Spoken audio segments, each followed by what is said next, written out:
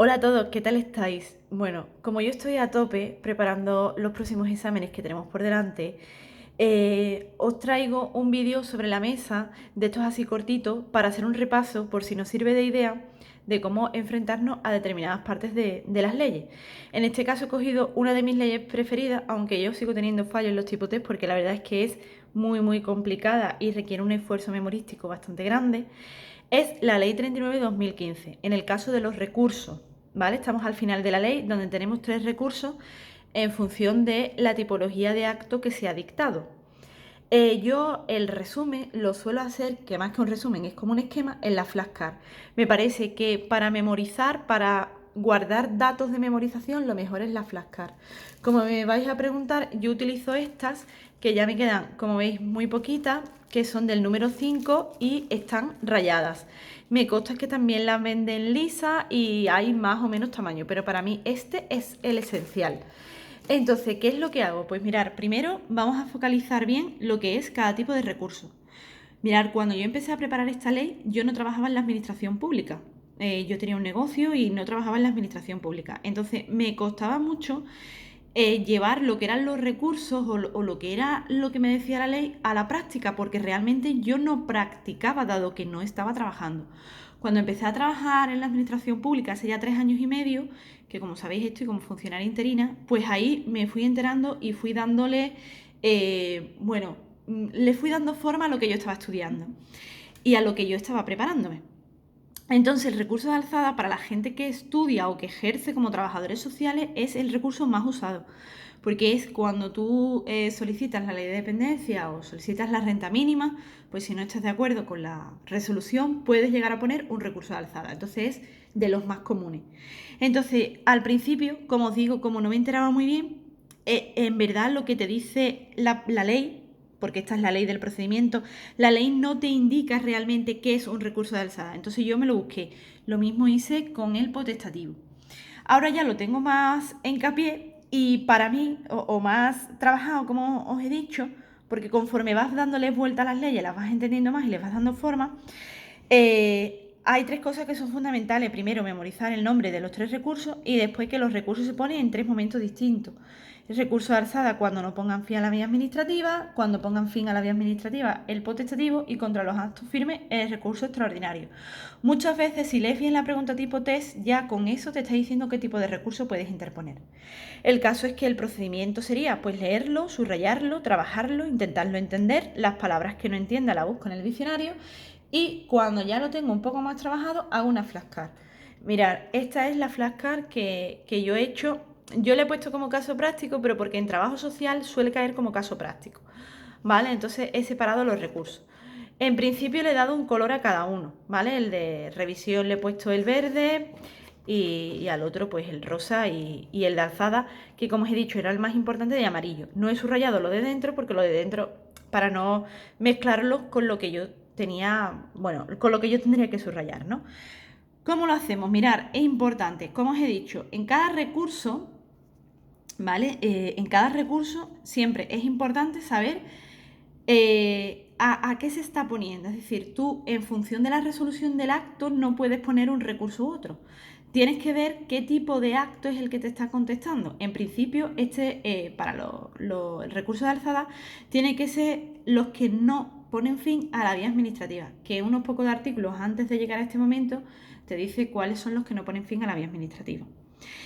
El recurso de alzada tiene una parte así un poco complicada porque te dice, podrán ser recurridos ante el superior jerárquico, pero tú no lo interpones ante el superior jerárquico, tú lo interpones ante 2 opciones, o ante el órgano que lo dictó o el órgano competente. Por eso he puesto aquí uno u otro. Lo interpones ante esto, pero para ser recurrido al superior jerárquico. La idea del recurso de alzada es que tú le dices al órgano que lo dictó o que te lo ha resuelto que se lo pregunta a su jefe, que se lo pregunta al superior jerárquico, porque crees que la resolución no es la correcta. Mirar si hay una salvedad que es un plazo que yo siempre los pongo de rojo, ¿vale? He usado un bolígrafo normal rojo para destacar el plazo, así no lo tengo que resubrayar, sino solamente, es decir, ahora no lo subrayaría, sino se quedaría así en rojo. Y hay un plazo de 10 días que solo es por si se interpone sobre el órgano que lo dictó, porque claro, este tiene que remitirlo. ¿A quién? Al superior jerárquico. Y entonces lo hará en 10 días y será el máximo responsable, ¿vale? El titular de ese órgano que lo dictó es el máximo responsable de ese traspaso del expediente. Hay un plazo para interponer que es de un mes, pero no te puedes quedar ahí, porque ese plazo para interposición de un mes es cuando el acto es expreso. ¿Qué significa que sea expreso o no? Pues que la notificación te llegue en carta o te llegue a papel o te llegue una notificación. ¿Cuándo no es expreso? Pues no es expreso cuando se produce por silencio administrativo. Que el silencio administrativo es una forma de resolver en el cual la administración no te lo notifica, pero tú tienes que entender que esa no notificación es que está desestimada. ¿Vale? Entonces, el plazo para interponerlo es de un mes, pero un mes porque tú ahí tienes constancia de que es expreso y te ha llegado la notificación. Entonces, a partir del día siguiente, tienes el plazo de un mes para interponerlo. Si no es expreso, es a partir del día siguiente de cuando se produzcan los efectos del silencio. Eso ya es bastante más complejo. El plazo para dictar y notificar es de 3 meses, ¿vale? Cuidado con el mes cuando fuera expreso o no. Después tenemos el potestativo de reposición. Mira, este es un poco más light porque es a los que ponen fin a la vía administrativa. Sí, lo puedes interponer, o sea, puede ser recurrido ante el mismo órgano que los dictó o ante el orden contencioso administrativo, ¿vale? El orden contencioso administrativo. Es decir, que tienes dos opciones. Siempre que tengas dos opciones, yo no la pondría aquí en el mismo hilo, la pongo una debajo de la otra para saber que podrá ser recurrido ante el mismo órgano o ante impugnarlo directamente en el orden contencioso. El plazo para interponerlo suele ser igual, es de un mes si es expreso, pero ojo, aquí no te dice que si no es expreso sea por silencio administrativo, sino al día siguiente de aquel que se produzca el acto presunto, ¿vale? Aquí no te resuelven con silencio administrativo. En los recursos potestativos de reposición no se interpone, o sea, no te contestan con silencio administrativo, sino con el acto presunto, que es una forma también de silencio administrativo. Y ya finalmente, si le vamos a dar la vuelta, el más extenso, el que podría ser más extenso, es el extraordinario de revisión. ¿Por qué? Porque se interpone contra los actos firmes, ¿vale? Contra los actos que ya se han dictaminado como firmes. Es como ya no hay más opciones. Por eso la opción del recurso potestativo se interpone ante el órgano administrativo que lo dictó, pero obligatoriamente tiene que estar en una de las 4 opciones que te da la propia ley. ¿Vale? Si no está entre las 4 opciones que te da la propia ley, pues entonces no puedes poner el extraordinario, porque el extraordinario es un acto firme. Hay que tener en cuenta que tiene unos plazos que todo el mundo conoce, que es, pues la letra A son 4 años y el resto de las letras son 3 meses. Pero claro, los plazos, un consejo que os doy es que no os podéis quedar en el plazo exclusivamente de 4 años o 3 meses, sino que siempre vais a tener que ver desde cuándo empieza a contar ese plazo. Porque a veces lo más preguntado no es el plazo en sí. Todo el mundo sabe que la letra A son 4 años y todo el mundo sabe que el resto son 3 meses. Pero ¿desde cuándo? ¿Vale? Entonces, en los 4 años es desde la resolución impugnada y los 3 meses a contar o desde el conocimiento de que haya documentación o desde la sentencia judicial firme. Esto en un tipo D es muy, muy jugoso, ¿vale? Porque no todo el mundo se va a memorizar los 3 meses. La gente no se suele memorizar desde cuándo empieza a contar ese plazo. Y eso es lo que te va a hacer diferenciarte de los demás. Una cosa también importante, mirar tanto el recurso de alzada como el recurso potestativo tiene una fecha de resolución. En el de alzada son 3 meses y en el potestativo es un mes. Aquí en realidad no tiene un plazo concreto en el que te diga literalmente que el plazo máximo para notificar y resolver es de tal.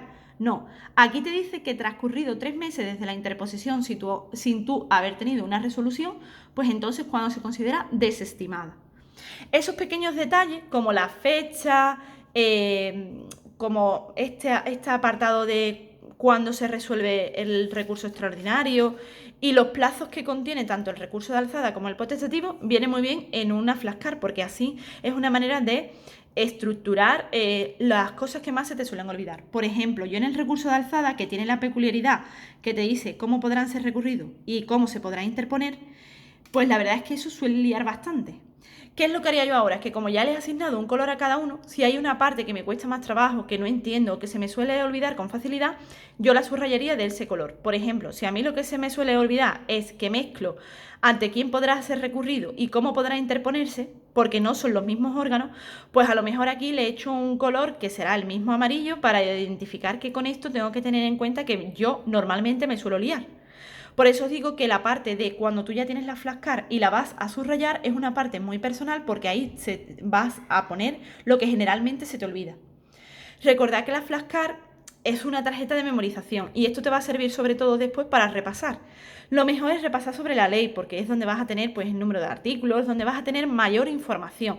Por ejemplo, hay partes que no se han puesto, ¿vale? Porque en la flashcard no puedes poner literalmente todo el artículo. Si lo pones todo, no estarías haciendo un resumen, no estarías haciendo un esquema, no estarías volcando datos que se te suelen olvidar. Por eso la flashcard no es bueno hacerlo en la primera vuelta, sino es bueno hacerlo en sucesivas. ¿Para qué? Para que tú realmente en la flashcard ponga lo que a ti se te olvide, lo que tú tienes dificultad. Recordad que estos instrumentos no son unos instrumentos que sirvan para todo el mundo. Es verdad que yo puedo dejar ahora mismo tal y como está la flashcard, le hacéis una foto y la tenéis. Pero recordad que esa es la estructura en la que yo me lo tengo que memorizar porque yo encuentro determinadas dificultades. Lo mejor es que vayáis trabajando la ley y vayáis buscando qué parte es la que más os cuesta trabajo, la que más se os olvide, la que más caéis. Bueno, pues espero que este mini repasillo, que lo hemos hecho así un poco al tuntún, os haya servido y nos vemos en el próximo vídeo. Adiós.